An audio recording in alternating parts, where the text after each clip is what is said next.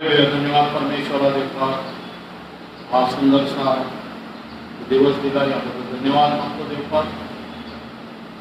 आज परमेश्वरा देवा पवित्र आज्ञा आम्हाला तुझी गरज आहे।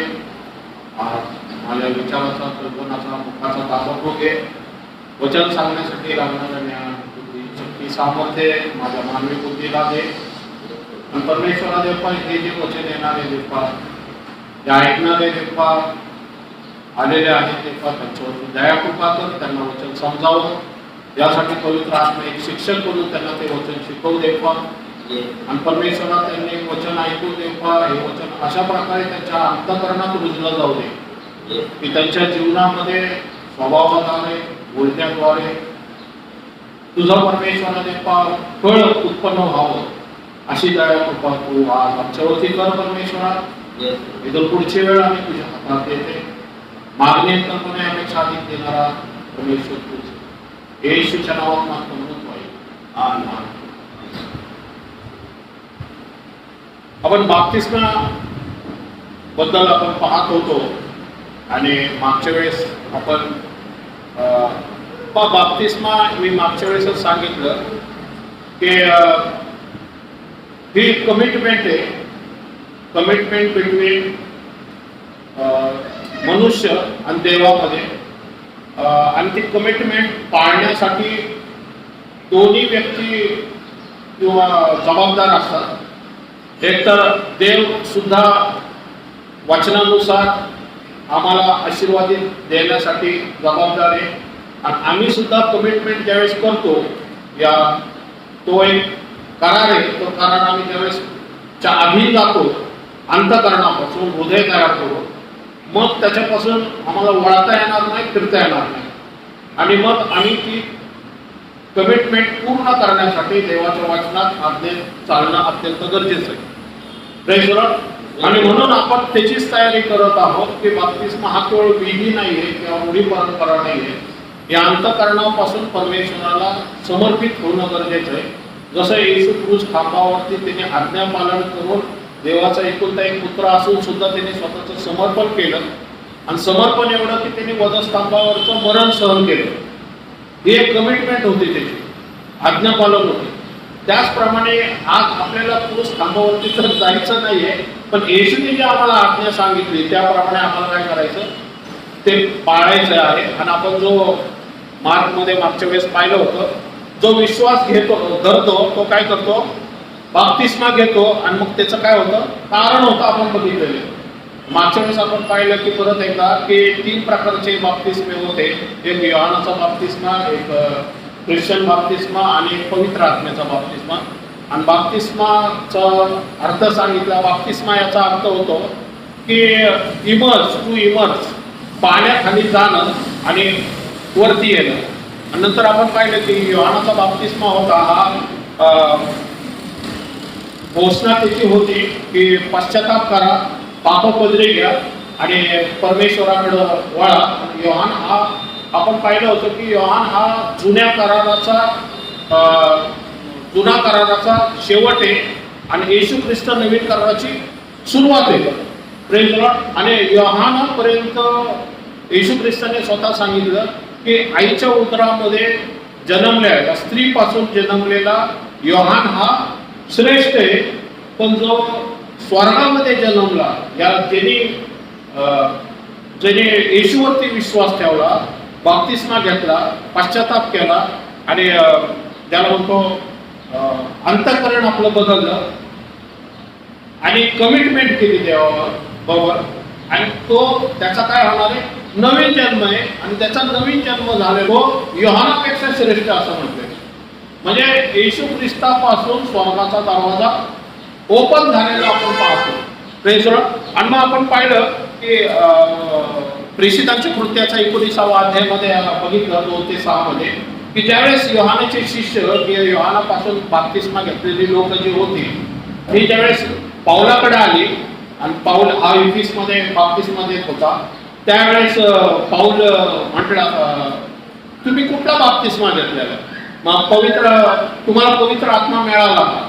तो आता पवित्र आत्मा काय आम्हाला माहित नाही, म्हणजे तोपर्यंत पवित्र आत्म्याबद्दल जुना करार या योहानाचे जे शिष्य होते अज्ञानामध्ये होते. मग पावलांनी सांगितलं की तुम्ही कुठला बाप्तिस्मा घेतला? ते म्हटलं योहानाचा. पाऊल म्हटला योहान हा येणारा जो येशू ख्रिस्त आहे त्याची त्यापर्यंत घेऊन जाण्यासाठी तो मार्ग तयार करणारा व्यक्ती होता योहान संदेशकार. म्हणजे योहान संदेशकार हा येशूकडे बोट दाखवत होता की वरांडणाचा कोपरा जो परमेश्वर आदमापासून पाठवणार होता तो त्याने ऑलरेडी पृथ्वीवरती पाठवलेला आहे आणि तो क्रूस खांबावरती गेलेला आहे. तो मरणातून विजयी झालेला आहे. तो लोकांच्या चाव्या त्याच्याकडे आलेला आहे आणि आता येशू ख्रिस्तामुळे स्वर्गाचा दरवाजा ओपन झालेला आहे, उघडा झालेला आहे आणि येशू ख्रिस्तापासून आता नवीन जन्माची सुरुवात झाली. Praise Lord. मी मंडळीचं मस्तक म्हटलेले प्रेज लॉर्ड. आणि मग मंडळी कोण आहे? शरीर. म्हणजे मस्तक येशू ख्रिस्त म्हणजे जसं स्त्रीमधून एक व्यक्ती जन्म घेतो त्यावेळेस त्याचं डोकं ज्यावेळेस बाहेर येतं तसं येशू हा आमचं मस्तक असल्यामुळे तो ऑलरेडी पुनरुत्थान झालेला आहे आणि पुनरुत्थान झाल्यामुळे तो स्वर्गामध्ये गेलेला आहे. आता कोणाचं काम बाकी बाहेर येत आहे? शरीराचं. आणि ते शरीर पुनरुत्थान कधी होणारे शरीराचं? येशू ख्रिस्ताच्या दुसऱ्या आगमनावेळी. तेसलोनिकरास पत्रामध्ये सांगितलेलं आहे की जे झोपी गेलेले ते प्रथम उठतील आणि नंतर जिवंत असे आपण बदलून जाऊ. हे येशूच्या दुसऱ्या आगमनावेळेस होणार आहे.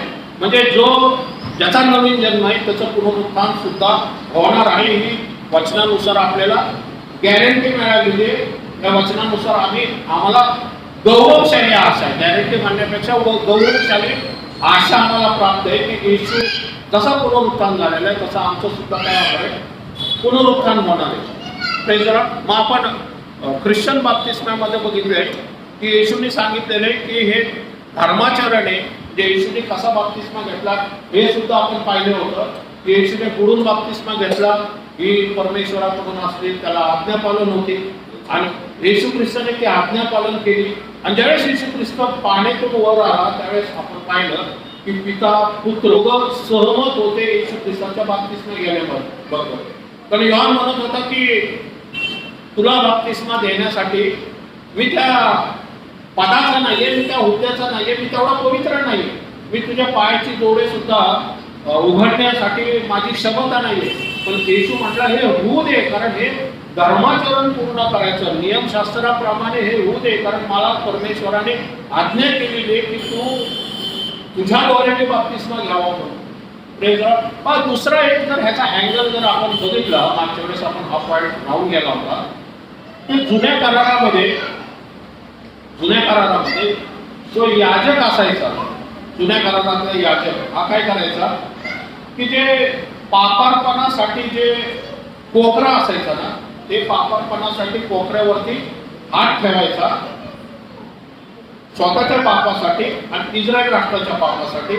ज्यावेळेस त्या कोपऱ्यावरती हात ठेवायचा ते कोपरं वळलं जायचं, त्याचं रक्त जे आहे हे परम पवित्र स्थानात शिंपडलं जायचं आणि ते शिंपडल्यामुळं काय व्हायचं की याजकाचं पाप आणि इस्रायल राष्ट्राच्या पापाची क्षमा होत होते. Praise Lord. तर आता आपण पाहतो की योहान हा जाकार्याचा मुलगा आहे. नीट लक्षात घ्या.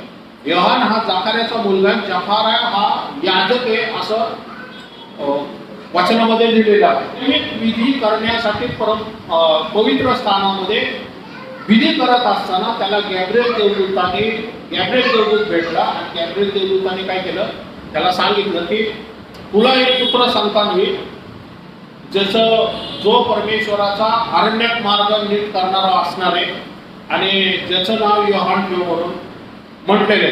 म्हणजे ज्यावेळेस हा योहान हा याजक आहे, हा याजक ज्यावेळेस येशूला बाप्तिस्मा देतो तो म्हणजे असं आपण पाहतो की तो याजक असल्यामुळं इस्रायलचं पाप आणि जगाचं पाप, नीट लक्षात घ्या, इस्रायलचं पाप आणि जगाचं पाप इनडायरेक्टली रित्या तो येशूच्या डोक्यावरती ठेवतो.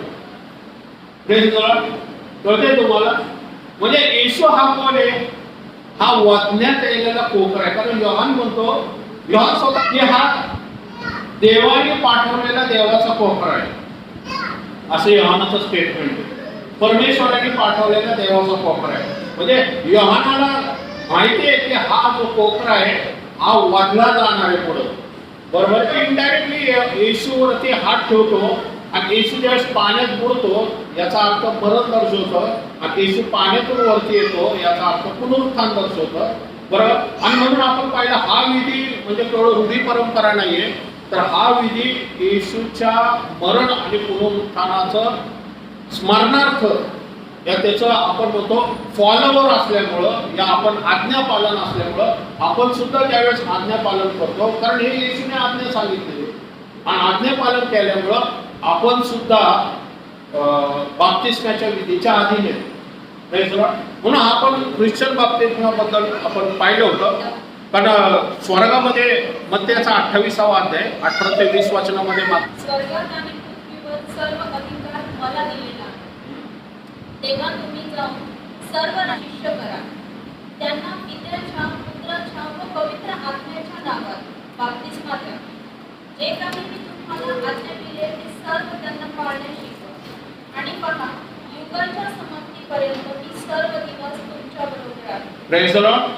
पण येशू स्वतः ज्यावेळेस पुनरुत्थान झाल्या वेळेस शिष्यांना भेटला त्यावेळेस त्यांनी काय सांगितलं, स्वर्गात आणि पृथ्वीवरती सर्व अधिकार मला दिलेला आहे. Praise the Lord.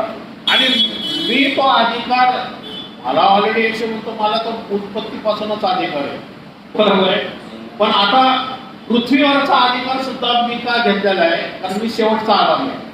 Praise the Lord. सारखं मी नियमशास्त्र पूर्ण करून आज्ञापालन करून मी मानवाचं पाप आपल्या शरीरावरती घेतलेलं आहे आणि माझं रक्त हे त्यांच्यासाठी मध्यस्थी असं झालेलं आहे परमेश्वराकडे स्वर्गात. आणि मी महायाजक असल्यामुळं मी स्वर्गामध्ये मानवाच्या मध्यस्थीसाठी रक्त घेऊन गेलेलं आहे आणि परमेश्वरासमोर ते रक्त ठेवलेलं आहे. बरोबर. म्हणजे जुन्या करारामध्ये जो याजक परमपवित्र स्थानात रक्त दाखवायचा परमेश्वरासमोर आणि मग याजकाचं आणि इस्रायल राष्ट्राचं पाप क्षमा होत होते, तर येशू त्यावेळेस संपूर्ण पृथ्वीचं पाप जे आहे येशूच्या रक्तामुळं नाहीसं झालेले. येशूचं रक्त आमच्या पापासाठी मध्यस्थ आहे आणि त्यांनी काय केलं, मरण आणि अधोलोकाच्या चाव्या स्वतःकडे घेतलेल्या आहे. म्हणून तो म्हणतो स्वर्गात आणि पृथ्वीवरती सर्व अधिकार मला दिलेला आहे. सर्व अधिकार हा आता येशूकडे आहे. Praise the Lord. आणि मग तो म्हणतो की आता मी मस्तक आहे पण तुम्ही कोण आहात, शरीर आहे. तर आता मी अधिकार कोणाला देते, शरीराला देते. Praise the Lord. म्हणून तो अधिकार आता पृथ्वीवरती जे 5 पदरी सेवा आहे त्यांच्याकडे हा अधिकार आलेला आहे. तो अधिकार मानव म्हणून आम्हाला कधीच प्राप्त झाला नसता, पण येशूच्या मध्यस्थीमुळे तो अधिकार आता आपल्याला प्राप्त झालेला आहे. आणि मग त्यांनी काय सांगितलं, प्रथमतः त्यांनी सांगितलं लोकात जाऊन काय करा, शिष्य करा, त्यास पित्याच्या पुत्राच्या पवित्र आत्म्याच्या नावाने बाप्तिस्मा द्या. नंबर 1 त्यांनी बाप्तिस्माचं ठेवलेले आणि मी जे आज्ञा केले ते सर्व पाळावयास शिकवा आणि पार युगाच्या समाप्तीपर्यंत मी सदैव तुम्हा बरोबर राहील असं त्यांनी वचन दिलेले. Praise the Lord. म्हणजे आमच्या प्रत्येक जीवनामध्ये बाप्तिस्मा ही आमची सुरुवात आहे येशू ख्रिस्ताला तारणारं म्हणून स्वीकार करण्याची.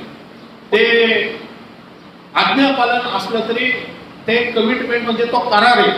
जसं आपण काही चर्चमध्ये तर विदाउट प्रभुभोजन म्हणजे विदाउट बाप्तिस्मा प्रभुभोजन पण देत नाही.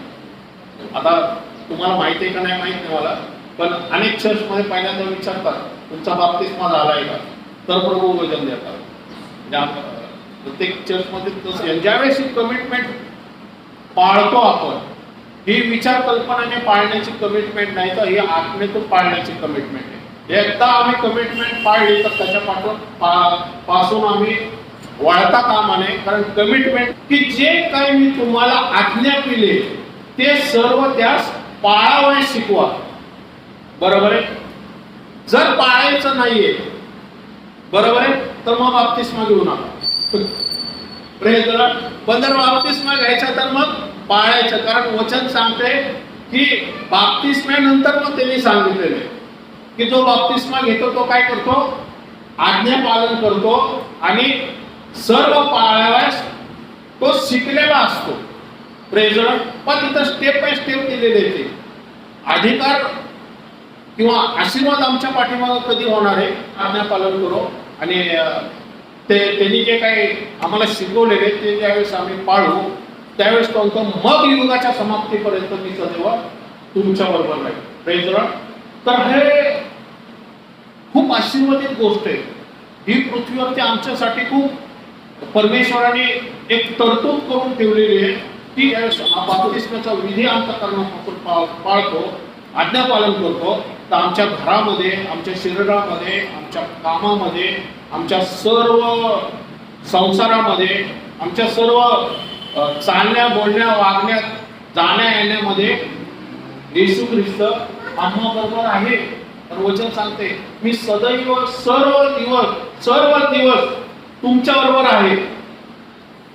फक्त संडेला नाही, मंडेला पण आहे, बुधवारी पण आहे, शुक्रवारी 50वा दिवस आला त्यावेळेस पवित्र आत्मा उतरून आला. ते अन्य भाषेत बोलू लागले सर्व दिवस. म्हणजे आता इथून मिनिस्ट्री सुरू झाली. पृथ्वीवरती 120 माडीवरच्या बसलेल्या खोलीमध्ये 120 जी लोक होती तिथून सुरुवात झाली. आणि हा तो पांढरा घोडा आपण बघितलं होतं. हा तो पांढरा घोडा आहे, तो सुवार्तेचा घोडा आहे. आणि मग ह्या पेंटिकॉस्टल दिवसापासून ज्यावेळेस सुरुवात झाली पेत्र उभा राहिला. पेत्राने आपण पाहिलं योहानाबद्दल सांगितलं, मग पेत्राने दाविदाबद्दल सांगितलं आणि मग येशू ख्रिस्ताचं दाविदाने कशा प्रकारे येशू ख्रिस्ताचं वर्णन केलं होतं.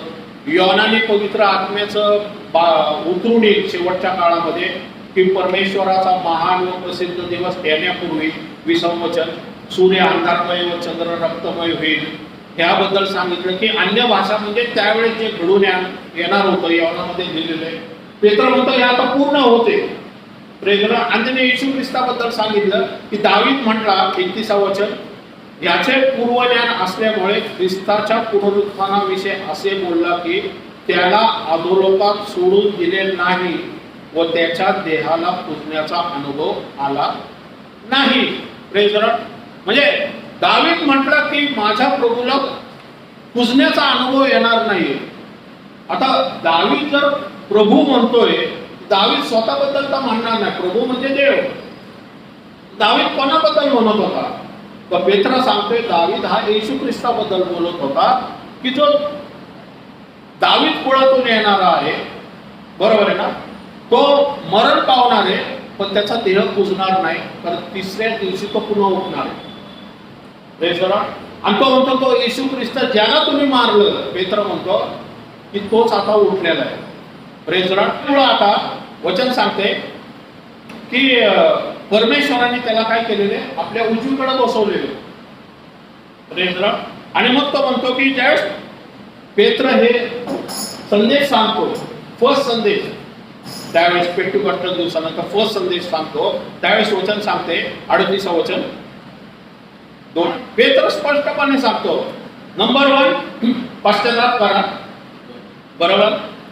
मग वचन काय सांगते तुमच्या पापाची क्षमा होईल. मग तुम्ही प्रत्येक जण येशूच्या नावाने बाप्तिस्मा घ्या. Praise the Lord. म्हणजे पश्चाताप हा फर्स्ट आहे. कमिटमेंट ज्याला म्हणतो आपण आत्ताच पाहिलं. आज्ञापालन काय कमिटमेंटची कृती काय तर बाप्तिस्मा घेणं. आणि तिसरं मग काय मग तुम्हाला दान मिळणार. पापाची क्षमा तर होणार. ज्यावेळेस तुम्ही पश्चाताप करता त्यावेळेस परमेश्वराकडून पापाची क्षमा प्राप्त होणार. मग बाप्तिस्मा घेतल्यानंतर काय मिळणार आहे तुम्हाला गिफ्ट मिळणार आहे. पवित्र आत्म्याचं दान पण मिळणार. जे जे साक्ष आहे तुमच्यामधून कार्य करणार आहे. वचन सांगा पवित्र आत्म्याचं दान तुम्हाला प्राप्त होईल. तेव्हा ज्यांनी त्याच्या संदेशाचा स्वीकार केला. Praise the Lord. संदेशाचा स्वीकार केला याचा अर्थ काय कमिटमेंट एक्सेप्ट केलं त्यांनी विश्वास ठेवला. Praise the Lord. अंतःकरण लीन केलं त्यांनी विश्वास ठेवला. येस आम्ही पश्चाताप करते आमच्या पापाची आम्ही क्षमा मागते. ओके.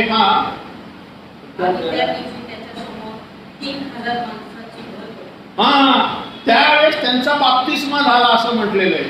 आणि किती लोकांनी बाप्तिस्मा घेतला 3000 लोक. Praise the Lord. कळते कसं स्टेप आहे. पश्चाताप करा, बरोबर, मग तुमच्या पापाची क्षमा होईल, बाप्तिस्मा घ्या आणि मग पवित्र आत्मा तुम्हाला प्राप्त होईल. वचन सांगते त्यावेळेस 3000 लोकांची भर पडली. Praise the Lord. 3000 लोकांनी बाप्तिस्मा घेतला. Praise the Lord. एक दोन नाहीये, तिथं काय तयारी पण नव्हती. म्हणजे बाप्तिस्मा किती केली. त्यावेळेस तुम्ही कमिटमेंट करता, ज्यावेळेस सुवार्ता ऐकता, लगेच पुढची स्टेप काय, आज्ञापालन, बाप्तिस्मा घेतो. ओके. ज्यावेळेस मरण पावला, बरोबर आहे, आणि ज्यावेळेस सुखलोकात गेला खाली, त्यावेळेस त्या आत्म्याच्या द्वारे त्यांनी काय केलं, तुरुंगातील आत्म्याला घोषणा केली. तुरुंगातील आत्मे म्हणजे कोण होते, जे अब्रामाच्या उराशी होते. अब्रामाच्या उराशी असलेल्या प्रत्येकाला काय केली त्यांनी, येशू ख्रिस्ताने घोषणा केली की जो पोखरा परमेश्वराने वाढण्यासाठी या सांगितलं होतं की जी कुसंताने येणार आहे. आता मला सांगितलं होतं ना, एक कुसंताने येणार आहे, जी ह्या सापाचं काय करत, डोकं ठेचल. येशू ख्रिस्त म्हणतात आता 30 कुसंतान कुठं उतरलेली, आता सुखलोकात उतरलेली. कशासाठी उतरलेली, ज्या तुरुंगात आत्म्याला घोषणा केली, जे नोहाच्या दिवसात तारू होत असता देव सहन करत वाट पाहत होता. Praise the Lord. नोहाच्या दिवसात काय झालं, म्हणजे नोहाच्या दिवसाबरोबर बाप्तिस्म्याची तुलना केलेली आहे जुन्या कराराप्रमाणे. ओके. नोहाच्या दिवसात काय झालं की नोहा परमेश्वर काय करत होता, वाट पाहत होता की आज्ञापालन करा, पश्चाताप करा, पापापासून वळा, पाप पदरी घ्या आणि जलप्रलय जो येणार आहे त्यापासून, या माझ्या न्यायापासून वाचा, ही त्यांना संधी उपलब्ध होती. Praise the Lord. आणि नोहा काय करत होता, नोहा घोषणा करत होता. Praise the Lord. नोहा काय 120 वर्ष काही तारू बांधत नव्हता, तो प्रथमतः घोषणा करत होता.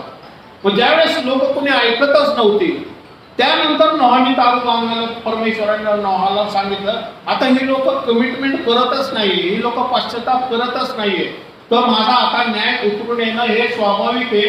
मी यांना प्रत्येक व्यक्तीला संधी दिलेली आहे की त्यांनी वळावं, पापपदरी घ्यावी आणि हा माझ्या जे क्रोधापासून, या न्यायापासून त्यांनी पापाची मी त्यांना क्षमा करायला तयार आहे. पण जर त्यांनी पश्चाताप केला नाही तर मी क्षमा करू शकत नाही आणि मग मला नियम पाळावा लागेल आणि मला न्याय उतरून आणावा लागेल ह्याच्यावरती. Praise the Lord. मग परमेश्वर काय करत होता, वाट पाहत होता. Praise the Lord. वचन सांगते परमेश्वर हा मंद क्रोध आहे, तो सहनशील आहे. म्हणून आज सुद्धा जगामध्ये आज एवढी भयंकर परिस्थिती आहे तरी परमेश्वर सहन करत आहे. आज परमेश्वर वाट पाहते. आज भ्रष्टाचार म्हणा, या अनिती म्हणा, या पाप म्हणा, या युद्ध म्हणा, या महागाई म्हणा, आज जगामध्ये मला सांगायची गरज नाहीये. मीडिया म्हणा, मोबाईल म्हणा, नेट म्हणा, व्यभिचार म्हणा, जार करणं म्हणा, एवढ्या प्रमाणात आज वाढलेले. तुम्ही पेपर उघडून बघा, या मीडियामध्ये बघा, चांगली बातमी कुठं दिसतच नाही. ज्या बातमी आहेत त्या सगळ्या वाईटच बातमी आहेत. आज गॅसच्या किमती पण वाढलेल्या आहेत, घरापर्यंत आलेले आहे सगळं. बरोबर आहे ना. घरामध्ये आधी पूर्वी म्हणायचे नाही तर बहिणाबाई, आधी हाताला चटके मग मिळते भाकर. बरोबर आहे ना. आता चुली पेटायला लागल्या बहिणाबाई सारखे. बरोबर. चुलीला आता महत्व आलेले. आपण ऍडव्हान्स जाण्यापेक्षा उलट्या दिशेने चाललेलो आहे. हे माणसाच्या आधी होते आणि माणसांनीच हे उत्पन्न केलेले. युद्ध झालं नसतं तर आम्हाला कधी झळ पोचली नसती. पण हे चाललंय काय, जसं आता ब्रदर म्हणत होते, जुन्या कराराकडे चाललेलो आहे. कारण कुणार आहे त्यावेळेस परत मंदिराची स्थापना होणार आहे आणि मनुष्य पूर्ण जुन्या करारामध्ये जाणार आहे. मंदिर जे इस्रायलमध्ये बांधणार आहे त्याची वास्तविक पाहता त्याची गरज नाहीये. कारण कोकरा ऑलरेडी 2000 वर्षापूर्वीच वादला गेलेला आहे. पण इस्रायल राष्ट्र मानत नाही अजून त्याला, येशू ख्रिस्ताला तारणार म्हणून स्वीकार करत नाही. तर परमेश्वर त्यांना पण म्हणणार आहे, नोहासारखी तो पण आता वाट पाहते इस्रायल राष्ट्राची की पश्चाताप करा, पापी पदरी घ्या. जसं पेत्र उभा राहिला होता तसं हानोक आणि एलिया येणार आहे आम्ही निघून गेल्यानंतर. आणि म्हणून त्यांनी जुन्या करारातले ते सेवक 2 संदेश जे पुढे आपण प्रकटीकरणामध्ये पाहणार आहोत. आणि ते आमच्या संदेष्टासारख्या अशा हात जोडून आम्ही विनंती करणार. आज आम्ही हात जोडून तुम्हाला विनंती करून सांगतोय, पण ते तसे हात जोडून असलेले संदेष्ट नसणार, ते काठी घेऊन असणारे संदेष्ट असणार. जुन्या करारातले संदेष्ट कठीण होते सगळे. सारखे तर योहान तर म्हणत होता, अहो सापाच्या पिल्लांनो, डायरेक्ट शास्त्री पुरुषांना बोलला. आज नवीन करारातले सेवक तशी उपमाच वापरू शकत नाही. कळते का त्यांना? तर सांगायचे तर कृपेचा काळ चालू आहे. पण जर इस्रायल राष्ट्र परत मंदिर बांधणार आहे तर परमेश्वर म्हणणार, ठीक आहे तुम्ही मंदिर बांधताय ना, तर मी माझं जे देहाचं मंदिर आहे, जे आपल्या शरीर आपण देवाचं मंदिर आहोत, हे मंदिर तो म्हणाल मी माझं शरीर घेऊन जाणार आहे. पण येशू मस्तक आहे आणि त्याचं शरीर म्हणजे मंडळी आहे, आणि त्यामुळे मंडळीचं पुनरुत्थान करण्याची जबाबदारी येशूची, पवित्र आत्म्याची. आणि तो पुनरुत्थान करणार आणि तो मंडळीला घेऊन जाणार. मग महासंकटाच्या काळात जाणार आहोत, सगळं जग जाणार आहे. पण आता जे तुम्हाला युद्ध दिसतंय इराण आणि इस्रायलचं, ते ऍक्च्युअली युद्ध, आता आमचा तोच विषय चाललेला आहे शुक्रवारच्या. हे ऍक्च्युअली युद्ध स्वर्गारोहण झाल्यानंतर 2.5 ते 3 वर्षानंतर येणार आहे. ऍक्च्युअली हे युद्ध पुढे फ्युचरमध्ये होणारं युद्ध आहे, ते पुढे होणार आहे. ते खूप भयंकर युद्ध असणार आहे. त्याची सांगतेचे प्रगटीकरण याचा घरी गेल्यानंतर कधी अध्याय वाचा तो प्रगटीकरणाचा 6वा करणार. माणसांची किती लोक त्याच्यात मरणार आहे त्याचा आकडा सांगितलं तर तुमच्या पायाची जमीन हालल. 20 कोटी लोक, 1/3 लोक, 20 कोटी लोक मरणार आहेत त्याच्यामध्ये. मी आपणहून सांगत नाही, तुम्ही प्रगटीकरणाचा करणार. तर हे जे युद्ध आता जे दिसतंय ना, हे फक्त ट्रायल आहे. फक्त तुम्हाला एक काय म्हणतात, हे खरं युद्ध नाही. खरं युद्ध तर अजून पुढे येणार आहे, जे अख्खा इस्रायलवर रशिया, चायना वगैरे सगळे अटॅक करणार आहे. ऍक्च्युली आता तो विषय नाही, विषयापासून बरं पडतोय. पण सांगायचा उद्देश की पुढं खूप भयानक गोष्टी होणार आहे. आजच म्हणून म्हणतोय पश्चाताप करा आणि बाप्तिस्म्याकडे या. मी कळकळीने आग्रहाने का सांगतो, कृपेचा काळ अत्यंत कमी राहिलेला आहे. आम्ही जो प्रगटीकरणाचा आम्ही अभ्यास करतोय, मी स्वतःहून घेतलेली ही मिनिस्ट्री नाहीये. देवाने मला सांगितलंय म्हणून मी करतोय, आणि तो मला शब्द देतोय म्हणून मी आज इथं उभं आहे. माहित नाही आज कदाचित एवढा जवळ असू शकतं की बाप्तिस्मा करायला वेळ मिळतोय का नाही ते पण माहित नाही आपल्याला. मी खरं सांगतोय तुम्हाला, माझी तर अशी इच्छा आहे ना, जर कोणी तयार असेल ना तर मी आत्ता असेल तर मी आत्ता बाप्तिस्मा द्यायला तयार आहे. झालं तुम्हाला सर्टिफिकेटची गरज नाही. पण वचन बघा काय सांगते, खूप अर्जंट आहे ते. कारण युद्ध दिसतंय आता तुम्हाला. हे जे युद्ध आहे हे ऑलरेडी स्वर्गारोहण झाल्यानंतर 2.5 वर्षानंतरचं युद्ध आहे, जे आता आपल्याला दिसतंय. आपण काळाचे किती जवळ येऊन ठेवलेले बघा, खूप अत्यंत जवळ येऊन ठेवलेले. कधी येशू घेऊन, कारण ट्विंकलिंग ऑफ आय म्हटलेले जे स्वर्गारोहण होणार आहे ना, that is the twinkling of I. Twinkling of I म्हणजे काय? पापणी लावण्याच्या आधी मंडळी अदृश्य होईल. आपण पश्चातापासाठी पण उचलणं अवघड आहे, त्याच्या आधी मंडळी निघून जाईल. पापणी लावण्याच्या आधी आपण जर सिरियस नसलो ना तर देव पण आपल्यासाठी सिरियस होणार नाही. आम्ही गुडघ्यावरती का जातो सारखं, की आम्ही पण कमिटमेंट करतो दररोज की देवा माझ्या पापाची क्षमा कर, माझ्या पापाची क्षमा कर. आम्ही वचनात प्रार्थनेत राहून सुद्धा आम्हाला स्वतःला परमेश्वराचा भय आहे की आम्ही राहू नये या महासंकटाच्या काळामध्ये. कारण महासंकटाचा काळ खूप भयानक आहे, फार भयानक आहे. आज आधार कार्ड किती लोकांकडे आहे? प्रत्येकाला आधार कार्ड आहे ना, आहे का नाही? तर तसंच आहे. नंबर 66 जर कंपल्सरी आलं गव्हर्नमेंट कडूनच, मग काय करणार? कारण त्याच्याशिवाय कोणाला विकत घेता येणार नाही, विकत देता येणार नाही, बँकमधून पैसे काढता येणार नाही, आणि कुठलेही ट्रान्झॅक्शन होऊ शकत नाही. ज्याने नंबर 66 एकदा घेतला हातावरती, डोक्यावरती, तो कायमचा नाकात निघून जाईल. कारण ते आतून सैतानाचा स्वीकार करण्यासाठी सारखं येते. मी खरोखरीच सांगतोय, खूप सिरियस गोष्ट आहे. आत्ता कृपेचा काळ आहे म्हणून ठीक आहे. पण वॅक्सिन, कोरोना वॅक्सिन कंपल्सरी होतं, घ्यावंच लागत होतं प्रत्येकाला. होतं का नाही? मला सांगायचं का, झलक आहे, झलक ट्रेलर म्हणतो ना आपण, एक झलक आहे पुढं काय घडणार आहे त्याची. आणि त्यावेळेस कोणीही बँकेमधून कुठलाही व्यवहार विदाऊट 66 नंबर शिवाय होणार नाही, होऊ शकणार नाही. आज जर आधार कार्ड काय आहे, ही नंबर सिस्टीम आहे, सगळी नंबर सिस्टीम आलेली आहे. पण तुम्ही तुमचा कोड नंबर ते ATM कार्ड टाकता, तिथे येतं ना कोड डालो, तो कोड तुम्हालाच माहिती आहे काय, ते नंबरच आहे, बँकेचा नंबर आहे. कोड टाकायचा, ATM तुमच्या कोड पिन शिवाय नंबर येत नाही. ATM PTM तुम्ही आपण फोन करतो, बरोबर आहे. फोन केल्यानंतर परत म्हणतात ना नंबर डालो, नंबर शिवाय ते ट्रान्झॅक्शन पण होत नाही. सगळं नंबर सिस्टीम का केलेली आहे? कारण तुम्हाला त्याची सवय पडावी आणि पुढे जाऊन तुम्हाला आश्चर्य वाटणार नाही जर हातात आणि कपाळावरती आलं तर.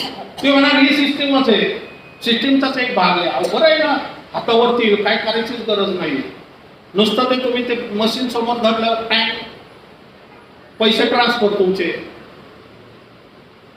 अवघड आहे. पण जो नंबर घेणार आहे तो काय नंबर आहे? सैतानाचा नंबर आहे, तो अँटीपेस्टचा नंबर आहे तो. आणि ज्याने तो नंबर गेला त्याच्यामध्ये भूत आतून बाहेर एंट्री करतील.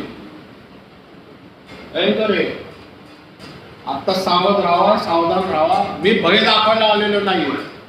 एक चांगली गोष्ट, त्याच्या आधी मंडळी रॅप्चर होऊन निघून जाणार. त्याच्या आधी रॅप्चर होऊन निघून जाणार आहे. म्हणून आज आपल्याला संधी आहे. आज आमच्यासारखे सेवाला वचनातून सांगतात ते, आज त्याचा फायदा घ्या. नित्यनियमाने वचनात बसा, प्रार्थनेत बसा, देवाच्या सहाय्यामध्ये. आजपर्यंत जर तुमची कमिटमेंट अर्धा तास देवाबरोबर असेल तर अजून वाढवा, ती 1 तास वाढवा, जास्त अजून करा. फर्स्ट प्रायोरिटी येशू ख्रिस्ताच्या वचनाला, प्रार्थनेला द्या. मी खरोखर सिरियस की हात जोडून सांगतोय. माहित नाही आज कदाचित ह्या वचनाचं मला परमेश्वर आत्मा मला का ह्याच्याबद्दल रिव्हील करतो मला माहित नाहीये. कारण इथं उभा राहिल्यानंतर आत्मा जे मला सांगतो तेच मी बोलत राहतो. मी स्वतःहून काही बोलायचा प्रयत्न केला तरी माझी जीभ तशी ओळख नाही. ओके, आता हे आत्मे नोहाच्या दिवस आणि वचन सांगते पण नोहाच्या दिवसासारखे ते दिवस येतील म्हणून हा विषय निघालेला आहे. हा, पण नोहाच्या दिवसाची तुलना कशाबरोबर केलेली आहे? बाप्तिस्म्याबरोबर आणि येशूच्या पुनरुत्थानाबरोबर. पण तिथं वचन बघा तुम्ही, तेच दिलेले. म्हणजे याचा अर्थ बाप्तिस्मा करणं म्हणजे नोहाच्या काळाबरोबर तुलना कशी केलेली आहे की नोहा सांगत होता की पश्चाताप करा, पापपदरी घ्या, नाही तर मोठा जलप्रलय येणार आहे. आणि वचन सांगते की नोहाने आज्ञापालन केली. कुठली आज्ञापालन केली? की तिने तारू बांधलं. परमेश्वराने सांगितलं त्याला तू तारू बांध, पण तारूमध्येच तुझं काय आहे, लाईफ सुरक्षित राहणार आहे. देवाने आज्ञा केलेली. जगाला माहित नव्हतं की जलप्रलय येणार आहे, पण नोहाला देवाने ऑलरेडी आधीच सांगितलं. कारण नोहा नीतिमान होता म्हटलेले आणि परमेश्वराची आज्ञा पाळणारा होता. आणि नोहा काय करत होता? तारू बांधत होता. Praise Lord. पाऊल म्हणतो लक्षणीय बाप्तिस्मा हा लक्षणीय तो अर्थ आहे. याचा अर्थ काय? बाप्तिस्मा काय? आज्ञापालन. कशाबद्दल? येशूच्या पुनरुत्थानाबद्दल आज्ञापालन आहे. म्हणजे येशू पाण्यात बुडाला तसं आपण पण पाण्यात बुडतो. येशू पुनरुत्थान, आपण सुद्धा पुनरुत्थान होतो. जसं नोहा तारवात गेला, बरोबर, सुरक्षित राहिला, आणि जेव्हा जलप्रलय संपला तारवातून बाहेर आला. म्हणजे नोहाने काय केलं? आज्ञापालन केल्यामुळं नोहा मरणातून वाचला आणि नवीन जीवनामध्ये आला. संपूर्ण पृथ्वीचा माणूसच नाश झाला आणि पासून परत नवीन जीवन सुरू झालं. तसं बाप्तिस्मा म्हणजे आपलं शारीरिक मरण आहे, म्हणजे त्याला म्हणतो ना पापासाठी मरण आहे. पण पुनरुत्थान म्हणजे ख्रिस्तात नवीन जीवन आहे. ख्रिस्तामध्ये नवीन जीवन आहे. आता त्याची आज्ञापालन, वाचनामध्ये, प्रार्थनेमध्ये चालणं, स्वतःला शुद्ध, पवित्र, निष्कलंक ठेवणं आणि मनाच्या नवीनीकरणाने स्वतःमध्ये रूपांतरित होत राहणं आणि देवाच्या वाचनात आणि प्रार्थनेमध्ये चालणं आणि पवित्र आत्म्याची निरंतर मदत घेत राहणं. म्हणून म्हटलेले तिथं की नोहाने आज्ञापालन केली म्हणून तो वाचला, आणि जिने आज्ञापालन केली नाही ते मरण पावले. आणि म्हणून आपण पाहिलं की जो सुवार्ता ऐकतो, बाप्तिस्मा घेतो, त्याचं तारण होईल. त्याचं उलट काय होईल? जो सुवार्ता ऐकतो पण बाप्तिस्मा घेत नाही त्याचं तारण होणार नाही. साधी सोपी गोष्ट आहे. कारण सुवार्ता ऐकणं ती पाळण्यासाठी आज्ञापालन पण पाहिजे. बरं, म्हणून वचन सांगते की जुन्या करारात पण तो संकेत दिला होता, आज्ञापालन केली. याचा अर्थ तिने काय केलं? तो मरणातून वाचला आणि नवीन जीवन त्याचं सुरू झालं.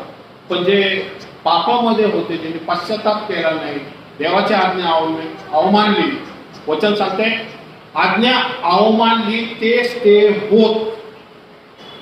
जे परमेश्वर वाट बघत होता, अवमानली ते मरण पावले. कळतंय तुम्हाला? ओके, आपण जो येरुशलेम पासून गाझाकडे जात होता आणि हा कुशी शंड होता आणि तो काय करत होता?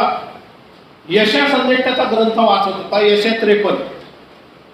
आणि पवित्र आत्मेने, नीट बघा किती महत्वाचं आहे, पवित्र आत्मेने फिलिपला सांगितलं की जो शंड चाललेला आहे, शंड देवाचा सेवक होता, तो म्हटला की यशाचा जो ग्रंथ वाचत आहे, तुम्ही जे वाचताय ते समजतंय काय? यशा संदेशापासून सुरुवात करून त्यांनी येशू ख्रिस्ताची सुवार्ता शंडाला सांगितली. त्या पुढं 36 वचन.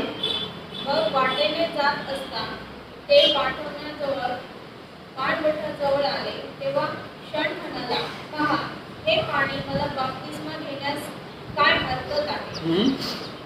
फिलिपाने म्हटले, जर आपण आपल्या सर्व अंतःकरणाने विश्वास धरता तर योग्य आहे. त्याने उत्तर दिले, येशू ख्रिस्त देवाचा पुत्र आहे असा मी विश्वास करतो. तेव्हा त्याने रथ उभा करण्यास सांगितले आणि फिलिप व क्षण असे ते दोघे पाण्यात उतरले आणि त्याने त्याला बाप्तिस्मा दिला. कळतंय तुम्हाला की त्या रस्त्याने चाललेले, पण पवित्र आत्मा त्याला कशाला घेऊन गेलेला आहे तिथं? येशूची सुवार्ता सांगायला. आणि येशूची सुवार्ता सांगितल्यावरती काय केले त्यांनी? लगेच तिथं एक नाला, पाण्याची नदी होती.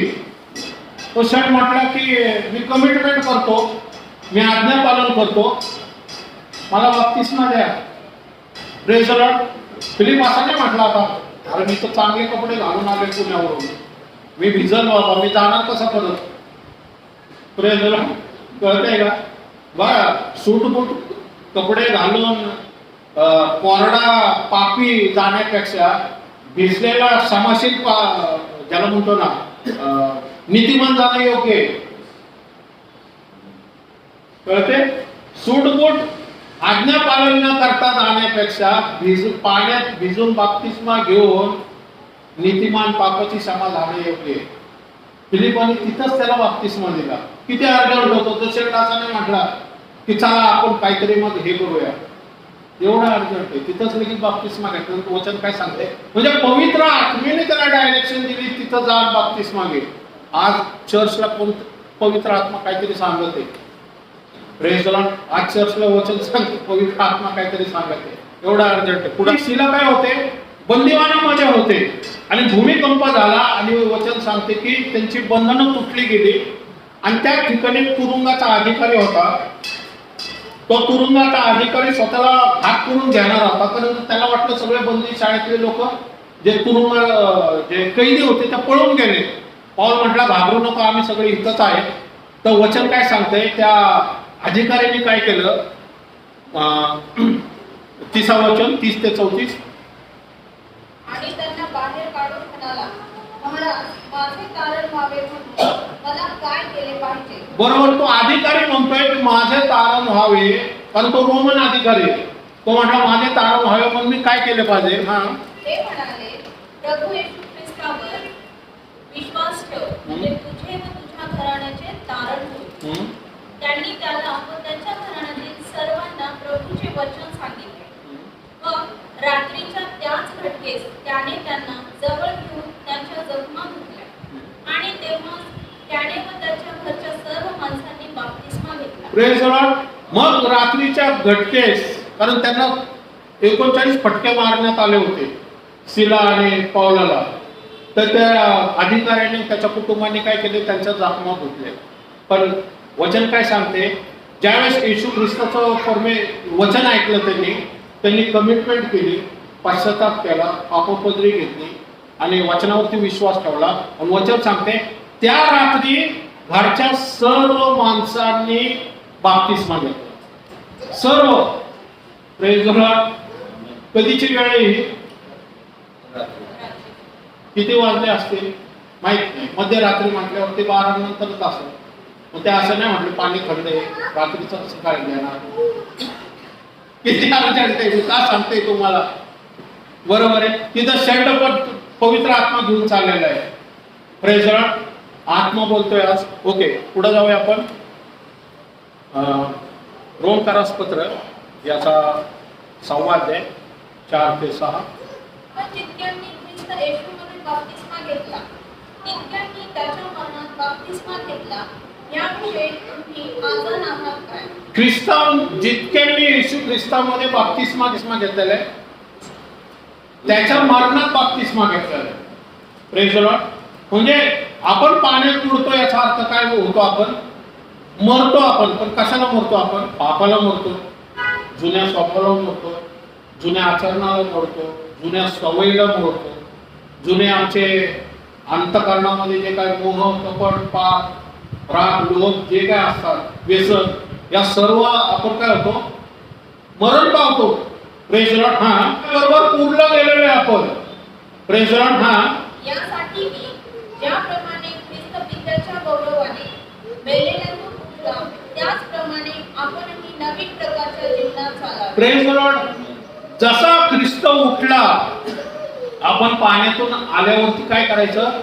नवीन प्रकारच्या जीवनात चालणं गरजेचं आहे आपण. Praise the Lord. कारण पुनरुत्थित ख्रिस्तावरती पापाच्या वर्चस्वाचा पगडा नाही. तसंच आपण ज्यावेळेस पाण्यातून बाहेर येतो आपण मनाच्या नवीनीकरणाने पवित्र आत्म्याच्या साहाय्याने आमच्या जुन्या सवयी, जुन्या स्वभावातून वळणं पण गरजेचं आहे. Praise the Lord. आणि ते कधी होणार आहे? ज्यावेळेस बाप्तिस्मा आपण घेतो त्यावेळेस जो पवित्र आत्मा बाहेर आहे तो आमच्या आतमध्ये राहायला येतो. तो आता आतून आम्हाला काय करतो? मदत करतो. कारण ह्या शरीराने आपण पापाविरुद्ध लढू शकत नाहीये. आम्हाला पवित्र आत्म्याची मदत हवी. आणि पवित्र आत्मवचन काय सांगतंय? बाप्तिस्मानंतर पवित्र आत्मा आमच्यामध्ये राहायला येतो आणि मग तो आतून आमच्या स्वभावाला मदत करतो. तो वचन शिकवतो, पापाची जाणीव करून देतो.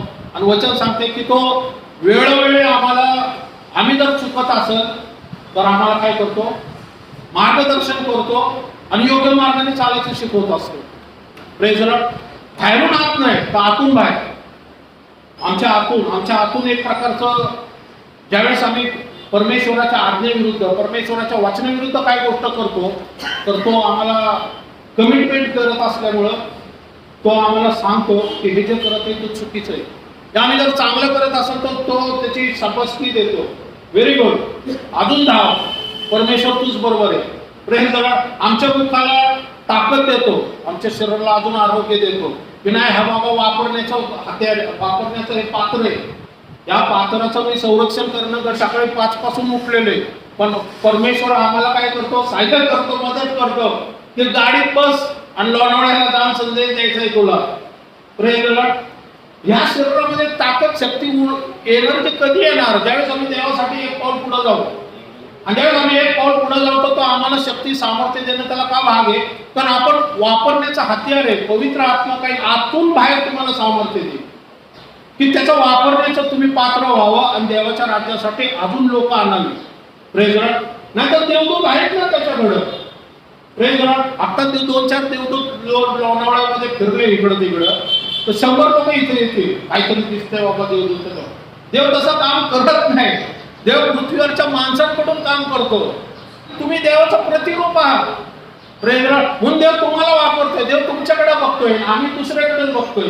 तुलाच बोलवलंय मी. Praise Lord. बरोबर आहे. तर देव त्याला प्रतिसाद द्या. परमेश्वराला म्हणावं हा परमेश्वर मी तयार आहे. जसं तो म्हणतो की मी जड जिभेचा. मोशे म्हणतो मला बोलता येत नाही. परमेश्वर म्हणतो तुझं मुख मी तयार केलेलं. तुझ्या जिभेला कसे शब्द द्यायचे हे मी तुला शिकवल. मी बोलणारा नव्हतं पूर्वी 2011 पर्यंत. परमेश्वराला म्हटलं मी नाही सांगू शकत. मला बायबलचं तर उत्पत्तीपासून काहीच माहित नव्हतं. देव म्हटलं मी तुझ्या मुखात शब्द घालले. Praise the Lord. मी आता जे बोलतोय इथं माझी लायकी नाही हे वचन सांगण्याचं. देवाचा आत्मा देवाने मला निवडले, मी कमिट झालेलो आहे. ज्यावेळेस आपण कमिटमेंट करतो, उभं राहतो, फक्त आमचं फक्त उभं राहणं गरजेचं आहे. बाकी आतून बाहेर तो बोलत असतो. Praise the Lord. माझ्या शक्तीने एवढं सगळं समजून सांगायचं तुम्हाला, आणि तुम्ही ऐकणं पण अशक्य आहे जर माझ्यामध्ये आत्मा नसला तर. तुम्ही काय कळतंय की हा व्यक्ती जो बोलतोय वचनानुसार बोलतोय आणि हा काहीतरी वेगळं बोलत आहे. Praise the Lord. म्हणून काय आहे माहिती का, ज्यावेळेस आम्ही कमिटमेंट करतो त्यावेळेस आम्ही वापरण्याचा हत्यार परमेश्वराचं ज्यावेळेस पात्र बनतो, त्यावेळेस परमेश्वर आमच्या घरामध्ये, आमच्या नातेवाईकांमध्ये, आमच्या कामामध्ये, सोसायटीमध्ये आणि जिथं जिथं जाऊ, चर्चमध्ये, चर्चच्या आत बाहेर आम्हाला काय करत वापरत, आणि त्याच्या राज्यासाठी ज्यावेळेस आम्ही काम करायला लागू आणि तो बघा हा व्यक्ती काम करतो ना, मग तुम्हाला तो आरोग्य सुद्धा देईल. का माहिती का, कारण तुम्ही आपल्या स्वतःच्या इच्छेने नाही, या स्वतःच्या स्वार्थासाठी नाही, या स्वतःच्या फायद्यासाठी नाही, तर देवाच्या राज्यासाठी, त्याच्या योजनेनुसार आणि त्याच्या इच्छेनुसार ज्यावेळेस आपण चालू ना, तर येशू ख्रिस्त, पवित्र आत्मा, देवदूत आणि परमेश्वर सगळे तुम्हाला मदत करते. इच्छा योजना पूर्ण करल तेव्हा सगळं सगळे सामर्थ्य तुमच्या पाठीमागं उभं राहील देवदूतांपासून. कारण तुम्ही कमिटमेंट करताय आणि पूर्ती करताय, आणि देवाला कमिटमेंट आणि पूर्ती करणाऱ्या लोकांच्या पाठीमागं परमेश्वराचं सामर्थ्य लागतं, तरच तो व्यक्ती काम करू शकतो. माझ्यामध्ये जर शब्द नाहीये, मी मानवी बुद्धीने जर बोलायला लागलो ना, तर मी जास्तीत जास्त 5-10 मिनिटं बोललो, पण त्याने काही उपयोग होणार नाही.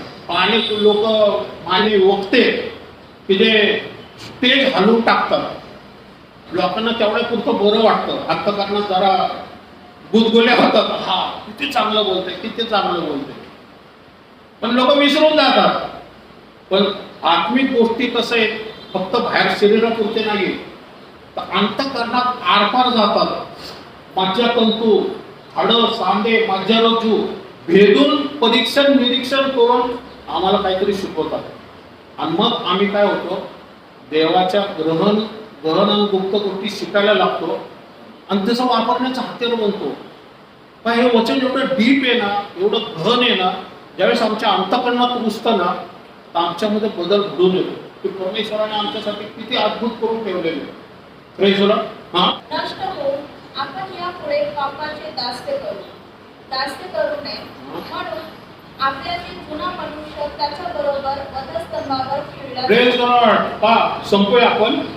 हे आपल्याला ठाऊक आहे की पापाच्या अधीन असलेले शरीर नष्ट होऊन, म्हणजे काय, पाण्यात पुढल्या गाड्यामुळे नष्ट होऊन आपण पापाचे दास्य करू नये म्हणून आमच्यातील जुना मनुष्य त्याच्याबरोबर वधस्तंभावरती खिळला आहे. Praise the Lord. आमचं जुना मनुष्य कुठे गेलेलं आहे, वधस्तंभावरती खिळलेला आहे. पापाचे दास्य करू नये. हा पुढे सातवच. कारण जो कोणी मेला तो पापाच्या दोषापासून मुक्त होऊन नीतिमान ठरला आहे. जो कोणी मेला, प्रेज द लॉर्ड, कोण मेलेला आहे, ख्रिस्त मरण पावलेला आहे, आणि मग ते विश्वास ठेवल्यामुळे आपण आमच्या पापाची क्षमा झालेली आहे आणि आम्ही काय झालेले, नीतिमान ठरलेले आहोत. आता एकदा नीतिमान ठरल्यानंतर परत अनीतीकडे जाता कामा नये आपण. Praise the Lord. हा पुढं.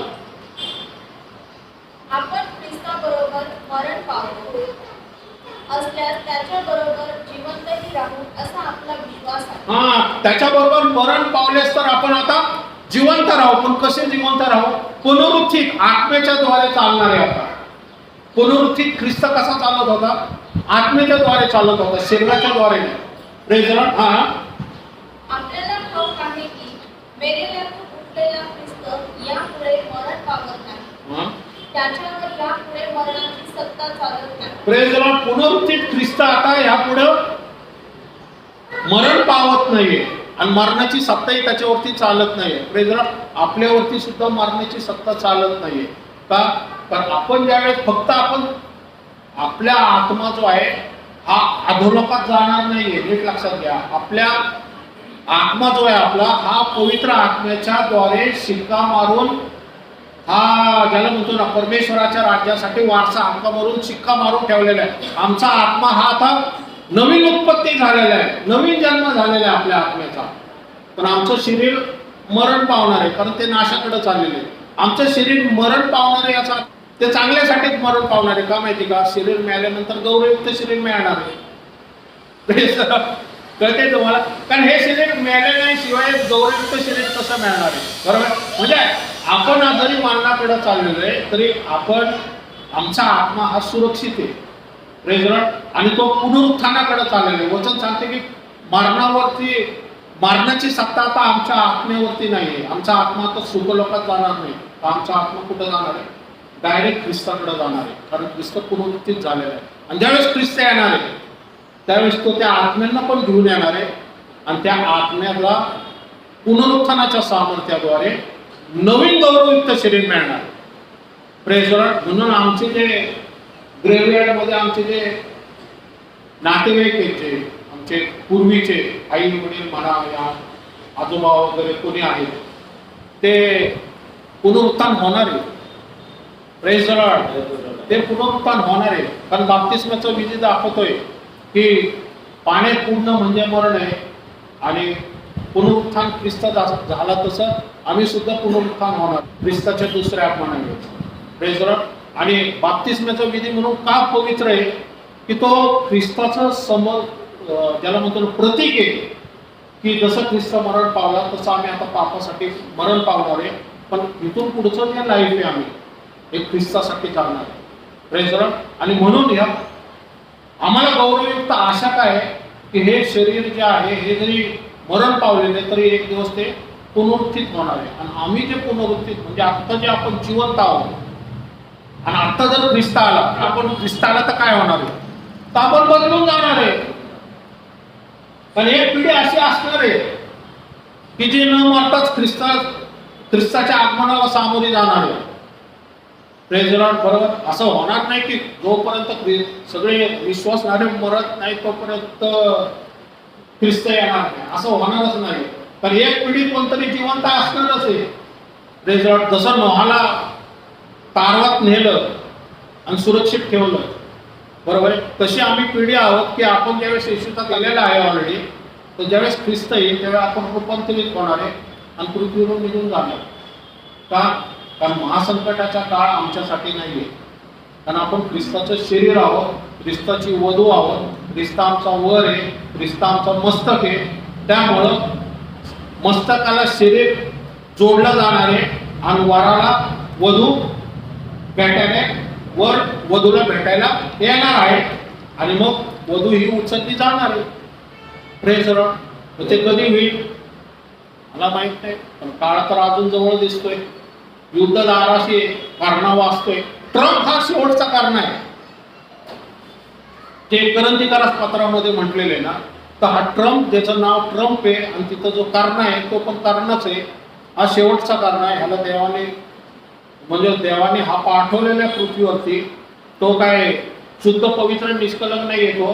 तो त्याला ह्यासाठी पाठवण्यात आलाय की त्यांनी सिच्युएशन तयार करावी.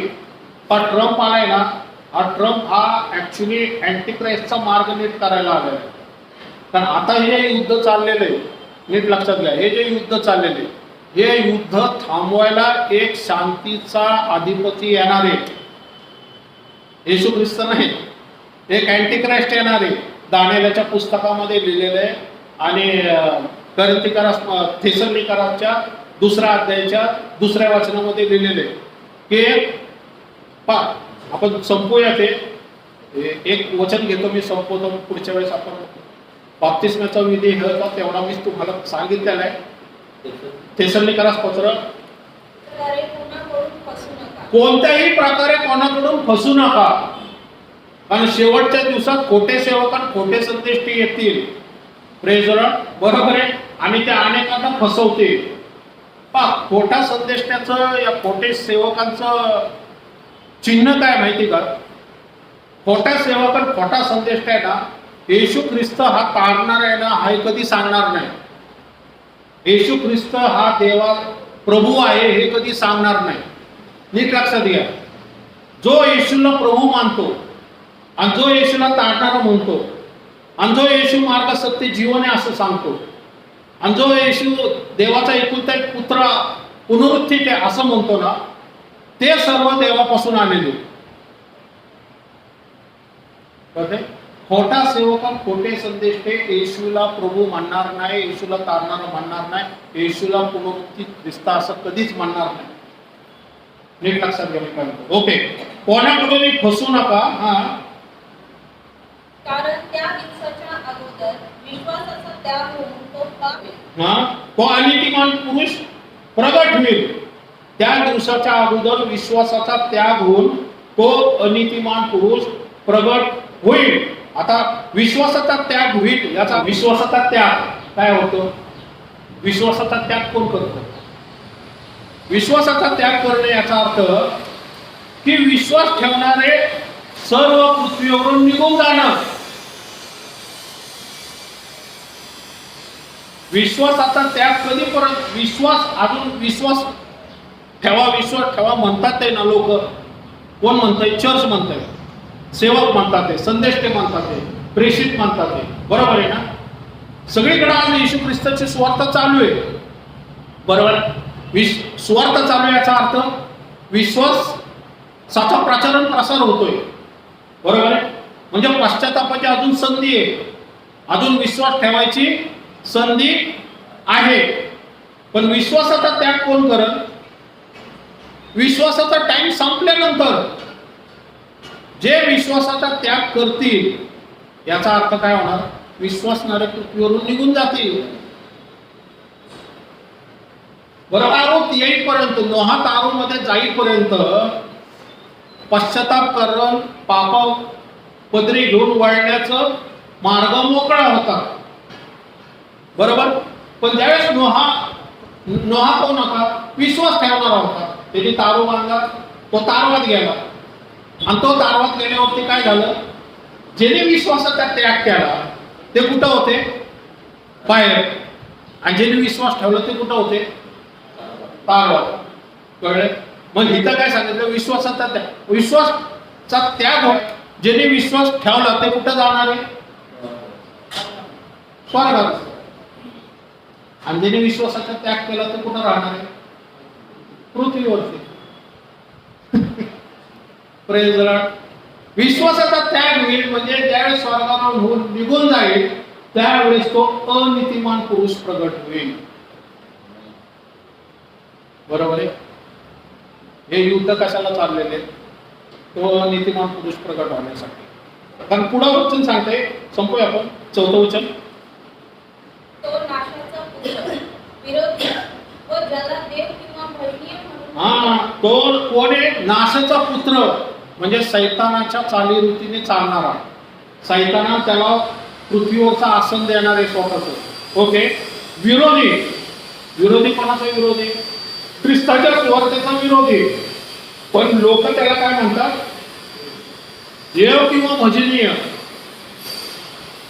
देव आणि भजनीय म्हणतात त्याला. आहे अशी एक आहे संस्था ज्याला लोक देव किंवा भजनीय म्हणतात.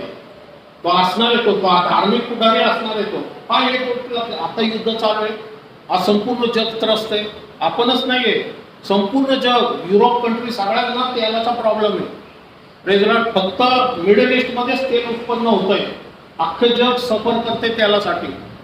आणि जर अँटिक्राइस्ट आला आणि अँटिक्राइस्टनी जर दानिएलच्या 9:27 प्रमाणे शांतीचा करार केला आणि इराणने आणि इस्रायल राष्ट्राने मान्यता दिली की आम्ही सहमत आहोत युद्ध थांबवायला, संपूर्ण जग त्याला देव म्हणून भजनीय मानते, नोबेल प्राइज देतील त्याला.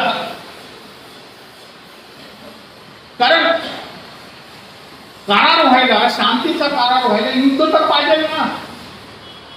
सगळं सुरळीत चाललंय तर शांतीचा करार कशाला कोण करत?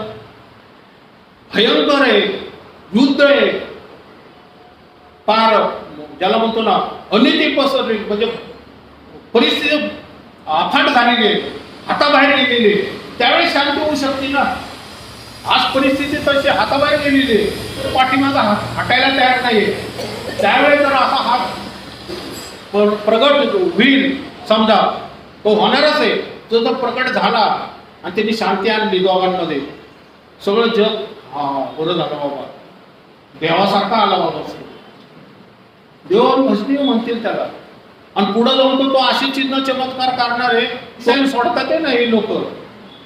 हे जर फक्त आता मिसाईल टू मिसाईल सोडणारे, त्याच्याकडे एवढी शक्ती असणारे, तो आकाशातून अग्नी पाडणारे महासंकटाच्या काळात सैतानामध्ये ती ताकद आहे. Praise the Lord. आपण काळाच्या जवळ आहोत. आपण थांबूया इथं. देवपा अंतरून नावाला खेळलेले जे हॉस्पिटलमध्ये देवपा, त्यांच्यासाठी सुद्धा आम्ही प्रार्थना करत आहे देवपा. त्यांना सुद्धा स्पर्श कर देवपा. आणि ख्रिस्त येशूच्या नावात देवपा त्यांचा अंतरून बदल म्हणून आम्ही तुला विनंती करत आहे देवपा. तू सहाय्य कर, मदत कर देवपा. जे मानसिक तणावामध्ये देवपा, जे कर्जामध्ये अडकलेले देवपा, घरामध्ये वादविवाद आहे देवपा, घरामध्ये परिस्थिती गंभीर आहे देवपा, हजबंड वाईफची आणि काहीतरी तक्रार आहे देवपा, कोणी कायद्याच्या बंधनामध्ये आहे देवपा, प्रत्येकासाठी आम्ही विनंती करत आहे देवपा. त्यांची सर्व गरज ख्रिस्त येशूमध्ये पूर्ण कर म्हणून मी तुला विनंती करते. आणि सैतानला त्यांच्यावरती हल्ला करते. म्हणा तुम्ही प्रार्थना करा, तुम्ही प्रार्थना करा. तुमच्या जे काही इच्छा, जे काही तुमची मागणी असेल, आता देवाचा आत्मा इथं उतरून आलेला आहे आणि तुम्ही सुद्धा प्रार्थना करा. देवबा मी त्यांच्यासाठी विनंती करते. सैतानाच्या ज्या कुयुक्त आहे, सैतानाच्या दुष्ट योजना येशूच्या नावात निखून जाऊ नये.